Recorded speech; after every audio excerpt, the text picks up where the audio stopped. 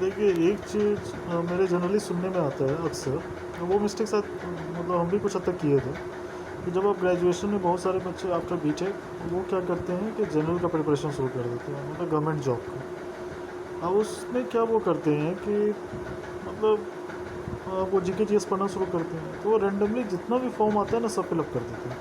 Banking भी भरते हैं, एसएससी सीजीएल भरते हैं, यूपीएससी भी भरते हैं, बीपीएससी भरते हैं, डाटा एंट्री ऑपरेटर का भी फॉर्म भरते हैं। मतलब जितना पॉसिबल फॉर्म आता है ना, grade C, grade D, railway का भी form, grade D, grade C, grade B, grade A, जितने भी फॉर्म्स आते हैं सब फिलअप कर देते हैं। जो बेसिक डिफरेंस है ना कि जीके जीएस सबका डिफरेंट, और बच्चा लोग ऐसे बात करेगा आपसे कि सब में तो जीके जीएस ही रहता है, एप्टीट्यूड सब में ही रहता है, तो जस्ट फिल द फॉर्म। लेकिन आप जब बैंकिंग का एग्ज़ाम दीजिएगा और जब सीजीएल का एग्ज़ाम दीजिएगा और जब यूपीएससी का एग्ज़ाम देखिएगा, इतना ज़्यादा डिफरेंसेस है हर पेपर में दूसरे से और दूसरे के तीसरे से, कि आपको बिल्कुल लगेगा कि आप बिल्कुल एक चीज़ का तैयार ही एक साथ कर सकते हैं।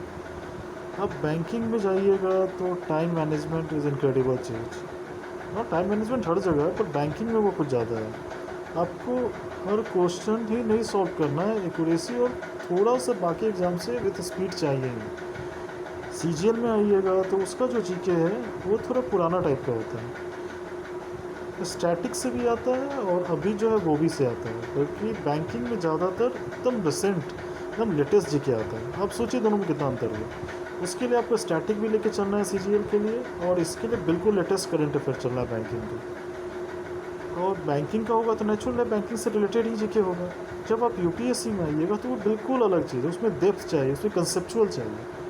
अब उसके लिए आपको टाइम चाहिए। अब जीके जीएस उसमें सरफेस से पढ़कर यूपीएससी का पीटी नहीं क्रैक कर सकते, पीटी ही बोल रहे, मेंस तो छोड़ दीजिए। उसके लिए आपको हर कुछ ढंग से पढ़ना होगा, सब्जेक्ट मैटर और मतलब तो पढ़ना ही पड़ेगा, और उसको जो भी पढ़िए उसको डेप्थ से साथ पढ़िए। तो ये फिर रेलवे का एग्ज़ाम आता है, फिर उसका जीके थोड़ा अलग होगा, करंट होगा, स्टैटिक,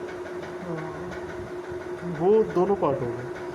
तो कहने का सेंस ये है कि आप मतलब अपना एम और गोल फिक्स कीजिए। आप ऐसे मतलब बहुत सारे बच्चे आपको मिलेंगे, बहुत सारे, और उन सब के साथ एक ही प्रॉब्लम है कि उन्हें सब पीटी क्लियर भी कर ले, पर फाइनल सिलेक्शन किसी में नहीं होता उनका। ज़्यादातर बच्चों की यही कहानी। उसका रीज़न वही है कि हर एग्ज़ाम से 10 दिन पहले वो उसका प्रिपरेशन शुरू कर देते हैं। अब इस तरह से होता है कि वो किसी पे फोकस नहीं करते, और आपको बोले ना, आपको लाखों में ऐसे बच्चे मिलेंगे जिनका सिलेक्शन किसी एग्ज़ाम में नहीं होता, क्योंकि सारा एग्ज़ाम अलग है, उसका रिक्वायरमेंट अलग है, वो आपसे अलग चीज़ खोज रहा है और आप एक्सपेक्ट कर रहा है, और आप ये सोच रहे हैं कि मतलब सबको सब धनवा 22% मतलब इन द सेंस कि आप एक प्रिपरेशन चलेंगे और सारा एग्ज़ाम क्रैक कर लेंगे। जैसे हम भी ये मिस्टेक किए थे कि ईएस कर रहे हैं तो आईएएस का सपना देख रहे हैं, आईएएस का कर रहे हैं तो ईएस का सपना देख रहे हैं, दोनों पैरेलल चला रहे हैं वही। और इसमें जनरल का भी बहुत सारा फॉर्म ऐसे ही भर रहे थे कि प्रॉब्लम क्या होता है कि आदमी जल्दी से जल्दी जॉब लेना चाहता है, और वो इस वजह से सारा फॉर्म भरता है, सोचता है किसी न किसी में तो निकल ही जाएगा। लेकिन अफसोस की बात यह है कि वो किसी में भी फाइनली जो रिजल्ट होता है ना वो आएगा ही नहीं आपको, और आपको ऐसे लग रहा होगा कि जल्दी से जल्दी में आपका आसानी से 5 साल निकल जाएगा और आपको पता ही नहीं चलेगा। इसलिए हम बिल्कुल कह रहे हैं कि जो चीज़ कीजिए ना बिल्कुल उसको फोकस में रखकर सीजीएल ही करना है ना, तो सीजीएल का ही दोनों पूरे दिन है ना प्रीवियस पेपर को सॉल्व कीजिए। ऐसा मत कीजिए कि सीजीएल भी कर रहे हो और बैंकिंग भी सॉल्व कर रहे हैं, ये प्रॉब्लम बहुत सारे बच्चों में। अब बैंकिंग का एग्ज़ाम आया तो 1 महीने से बैंकिंग तैयारी करने लगे, सीजीएल का एग्ज़ाम आ गया तो 1 महीने सीजीएल का तैयारी करने लगे। अब इससे क्या होता है कि साल के साल आपका निकलता जाता है और सिलेक्शन भी नहीं होता है, और आप उसी अंदेशा में जीते रहते हैं कि जल्दी से कोई हो जाए, जल्दी से कोई हो जाए और हम मेरा लाइफ सेट हो जाए।